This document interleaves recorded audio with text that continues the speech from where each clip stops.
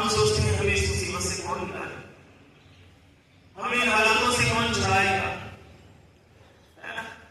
हमें इन बातों से कौन आजाद कराएगा।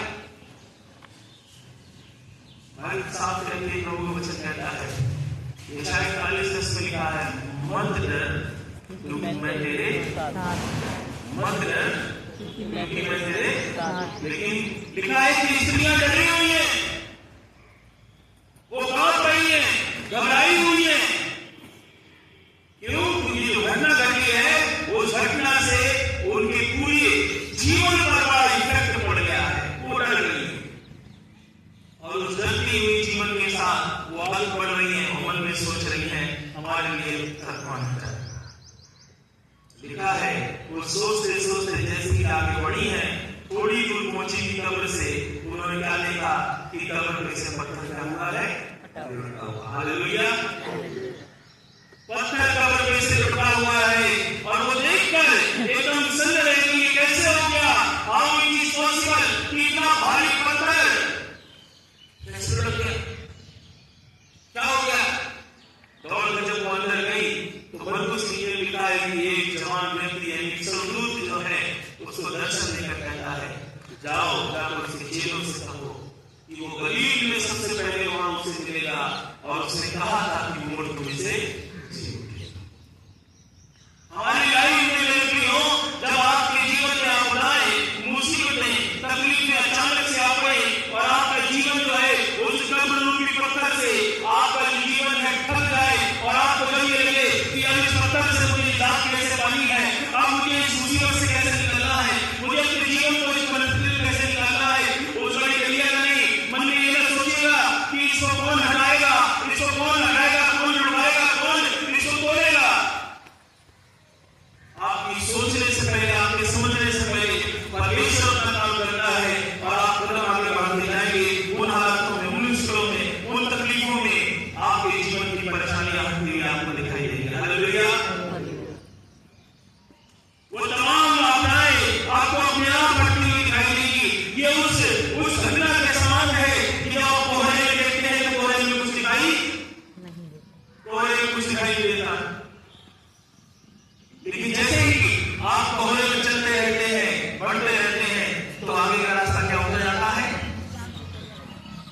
ना। मरियम और सोच रही है इस पत्थर को हमारे लिए कौन हटाएगा, लेकिन रुक नहीं रही है, उसी यात्रा पर चलती जा रही है, बढ़ती जा रही है, बढ़ रही है, सोचते सोचते बढ़ रही है।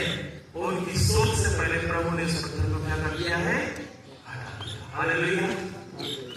आज मेरे प्रियो, परमेश्वर भी आपके जीवन के उस भारी पत्थर को आपकी सोच से पहले हटाने वाला है। हालेलुया। आपके हालातों को आपकी सोच से पहले हटाने वाला है।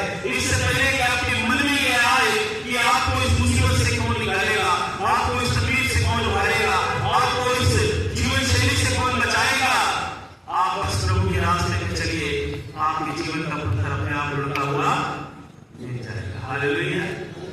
वो पत्थर लुढ़क जाएगा, आपको डरने की जरूरत नहीं, आपको डरने की जरूरत नहीं।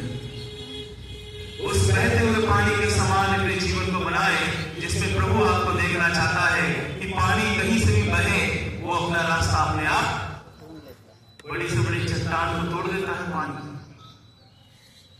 The Christian faith like flowing water, एक बहते हुए पानी के समान एक मसीह जीवन है जो अपने रास्ते में चलता रहता है।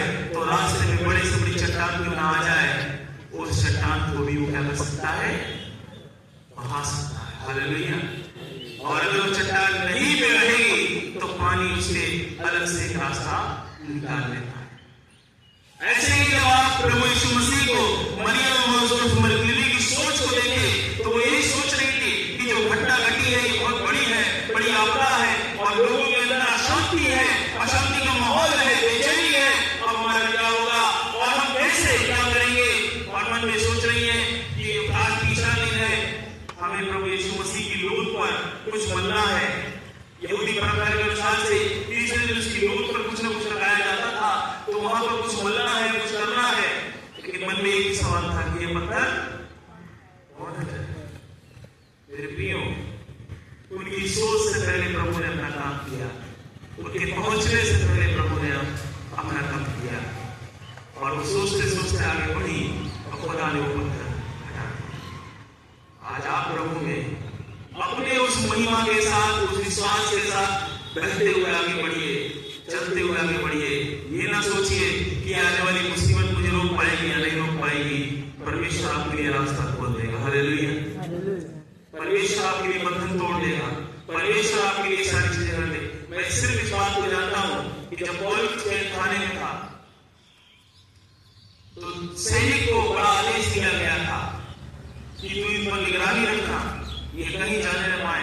दोनों हाथ पैरों में बेड़ियां पड़ी हुई थी, ताला बंद था, दो सैनिक वहां तैनात थे।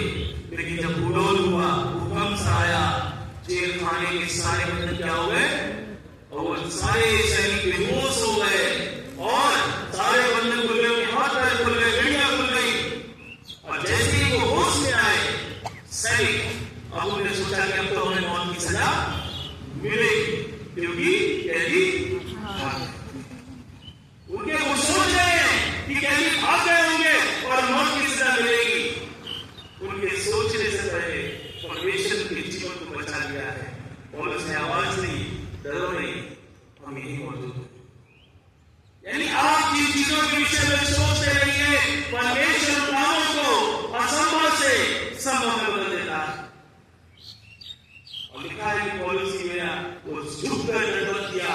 उसी समय जब उन्होंने कहा कि प्रभु उद्धार पाने के लिए मैं क्या करूं, तब उसने कहा तू और तेरा घराना विश्वास करे तो क्या पाएगा। तो उन सैनिकों ने पौलुस के द्वारा बपतिस्मा लिया। आज भी उस मरियम के समान अपने जीवन को देखें। बड़ी मुसीबत आ सकती है, बड़ी आपदा आ सकती है, लेकिन ये ना सोचे कि आपके जीवन से इसको कौन हटाएगा। हटाने वाला मौजूद है, जिसने कब्र के पत्थर को लुटा दिया, वो हमारी जिंदगी की हर परेशानी को कर सकता है। हालेलुया।